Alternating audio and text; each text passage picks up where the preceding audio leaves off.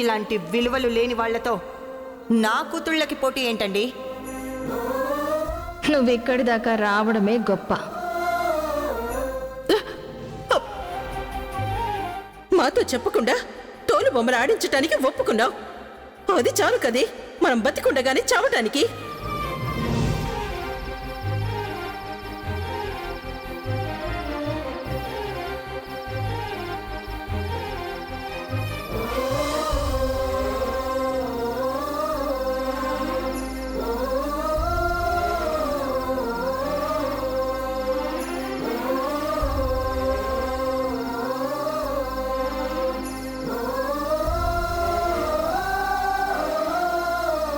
బాధపడుతున్నావా ధరణి?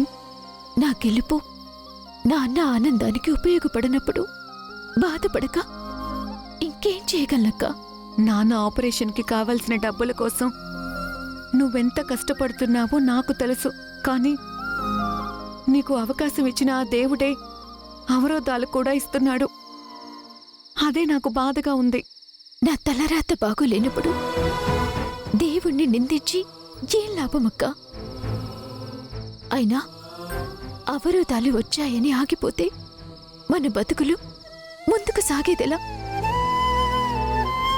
అందుకే బాధని గుండెల్లోనే దాచుకుని నాన్న కోసం మళ్ళీ ప్రయత్నం చేయక తప్పదక్కా. వద్దు ధరణి, ఇక తోలుబొమ్మల జోలికి వెళ్ళొద్దు. వెళ్తే ఎంత ప్రమాదమో కళ్ళారా చూశాం కదా. పైగా ఏ నాన్న కోసం అయితే ఇంత కష్టపడాలి అనుకుంటున్నామో ఆ నాన్న మన కళ్ళ ముందు ఉండాలంటే అమ్మ చెప్పినట్టు ఇక జీవితంలో మనం ఆ తోలుబొమ్మలాట గురించే ఎత్తకూడదు. ఎలా అక్క? ఎలా? మనకి ఊహ తెలిసిన దగ్గర నుంచి అమ్మా నాన్నలతో పాటు అవి మన జీవితంలో భాగమైపోయాయి.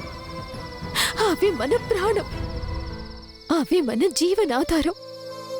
అలాంటి వాటిని మర్చిపోవడం అంటే మనం బతికుండగానే చచ్చిపోయినట్టుక్క. నువ్వు చెప్పేది నిజమే ధరణి, కాదన్ను. కానీ ప్రస్తుత పరిస్థితుల్లో మనం ఇంతకన్నా ఏం చేయగలం చెప్పు?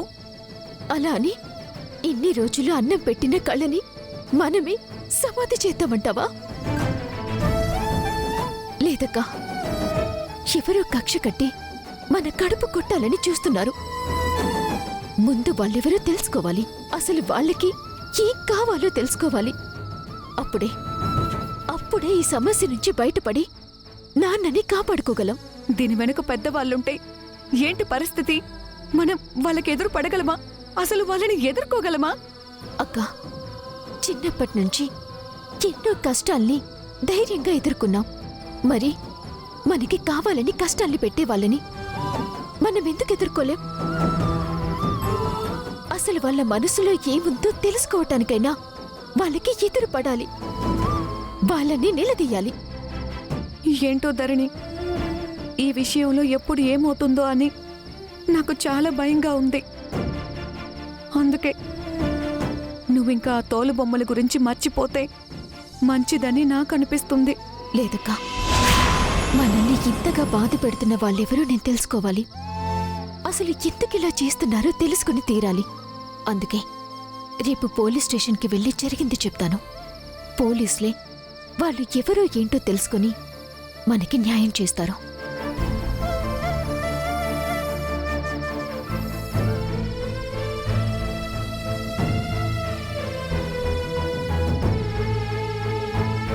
సంజన,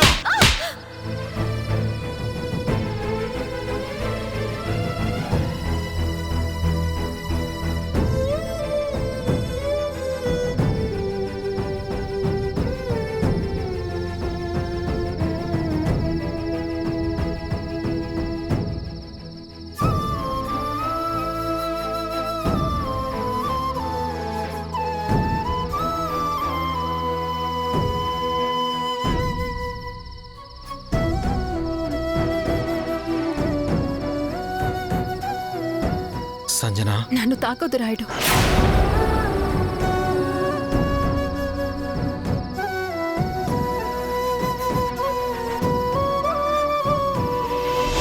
ఈ కన్న తండ్రికి అంత పెద్ద శిక్ష వేయకమ్మా.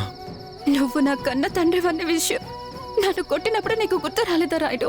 అప్పుడంటే ఏదో పొరపాట్లో అలా జరిగిపోయిందమ్మా. నిజానికి నిన్ను కొట్టేంత కోపం నాకెప్పుడూ లేదు తల్లి. కానీ నా మూర్ఖత్వంతో నీపై చేయి చేసుకున్నాను. నన్ను క్షమించమ్మా. నా చిన్నప్పటి నుంచి నన్నెవరేమన్నా సరే నువ్వు ఊరుకునేవాడివి కాదు. నాకేమైనా తట్టుకోలేకపోయేవాడివి. అలాంటిది ఈరోజు ఆ తోలు బొమ్మల దానికోసం నన్ను కొట్టావు. అది అందరి ముందు. దాన్ని నేనెలా మర్చిపోతాను రాయుడు? అమ్మ బంగారం, నాన్నపై అంత కోపం వద్దు తల్లే. తప్పు నేనే చేశానని క్షమాపణ కూడా చెప్తున్నాను కదమ్మా. ఈ నాన్నతో ఎప్పుడు ప్రేమగా మాట్లాడమ్మా. ఒక్కసారి ఈ నాన్నని చూడు తల్లి. లేదు రాయుడు, నేనంటే నీకు ఇష్టం లేదని అర్థమైంది. అందుకే నేను ఇక్కడ ఉండకూడదు అనుకుంటున్నాను. అమ్మా, అంత మాట అనకమ్మా. నువ్వు వెళ్ళిపోతే ఈ నాన్న బ్రతకలేడమ్మా. నా ప్రాణం నువ్వే తల్లి. నిన్ను కొట్టాననే కదా కోపం. నీ కోపం పోవడానికి నన్ను ఏం చేయమంటావో చెప్పు.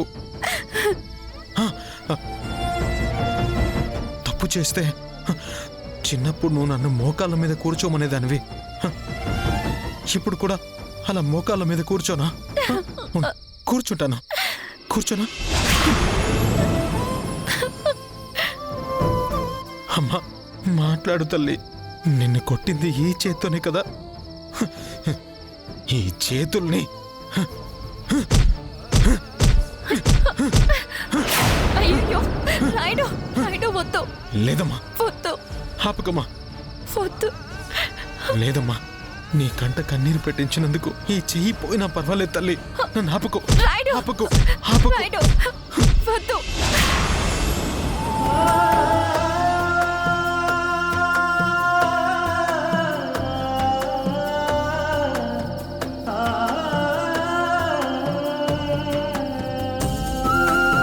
అమ్మా సంజన, నా ప్రాణం అడిగి నా సంతోషంగా ఇచ్చేస్తానమ్మా. కానీ నన్ను వదిలి నువ్వెక్కడికి వెళ్ళొద్దమ్మా. కావాలంటే నీ కాళ్ళు పట్టుకుంటాను.